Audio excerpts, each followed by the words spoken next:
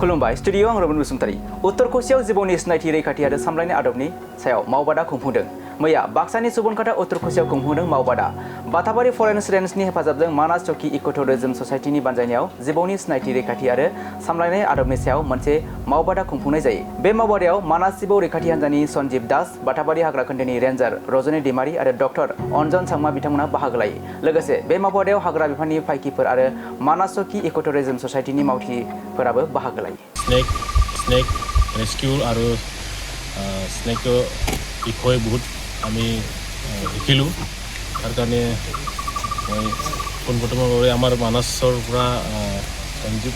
Das sir আহিছিলে আমাক train কৰাৰ কাৰণে তাক মই বহুত ধন্যবাদ যাচিছোঁ আমাক বহুত আমাৰ কিছুমান নলেজ নোহোৱাবিলাক আমাক নলেজটো দি দিলে সেইটো কাৰণে বহুত ভাল আমি মানে নলেজ পালোঁ আৰু আমাৰ জাগাৰ স্নেকবিলাক আমি ৰেস্কিউ কৰাত বহুত সহায় হ'ব তাৰ কাৰণে মই বহুত ধন্যবাদ আকৌ মই যাচিছোঁ আমাৰ আজি পাৰ্টিসিপেন্ট মোটামুটি আমাৰ প্ৰায় 35 মান হয়েছে আমাৰ এনজিওৰ ফালৰ পৰা আৰু আমাৰ বাটাপাৰা ৰেঞ্জ আৰু আমাৰ তাতে আমাৰ বাটাপাৰা ৰেঞ্জ আৰু নিজে উপস্থিত আছিলে টোটেল আমি 35 মান হৈছে প্ৰথমতে মই ধন্যবাদ জনাইছোঁ আপোনাৰ সাংবাদিক প্লাছ ইমান ধুনীয়া এটা ইনিচিয়েটিভ লোৱাৰ কাৰণে মই মানাস চকী ইকো টুৰিজম ছ'চাইটিক ধন্যবাদ জ্ঞাপন কৰিছোঁ কাৰণ স্নেক কেনেকৈ ৰেস্কিউ কৰিব লাগে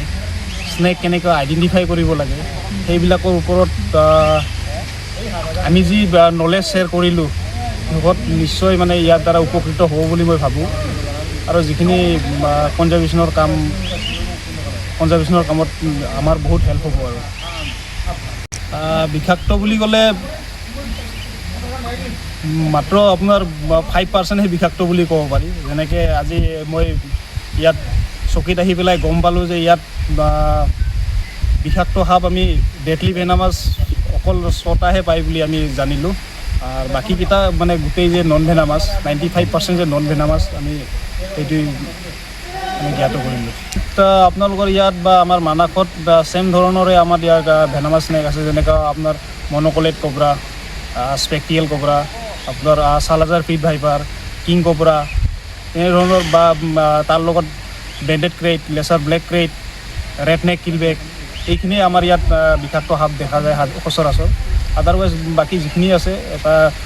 আপোনাৰ 2-3টা প্ৰকাৰৰ সামান্য বিষাক্ত মাইল্ডলি ভেনামাছৰ সাপ পোৱা যায় য'ত নেকি ইমান ভাবিব লগা নাই আৰু বাকীখিনি যিমান আছে বাকী ইয়াত দেখা পোৱা বা আমাৰ তাত দেখা পোৱা চেম বাকীখিনি গোটেই নন ভেনামাছ ৰাইজক এটাই অনুৰোধ কৰোঁ সাপ নামাৰিব সাপ বচাওক আমি জীৱকুল জীয়াই থকাৰ কাৰণে আমাৰ সাপৰ বহুত গুৰুত্বপূৰ্ণ ভূমিকা আৰোপ কৰি আছে সাপে তো মই অনুৰোধ জনাইছোঁ যে আৰু এবাৰ যে সাপ নামাৰক বচাওক আমাৰ ইকো টুৰিজিমৰ পৰা ৰেস্কিউৰ কাৰণে যাব যদি সাপ ঘৰত ওলাইছে তেওঁলোকক কণ্টেক্ট কৰক তেওঁলোকে গৈ পেলাই ৰেস্কিউ কৰি আনিব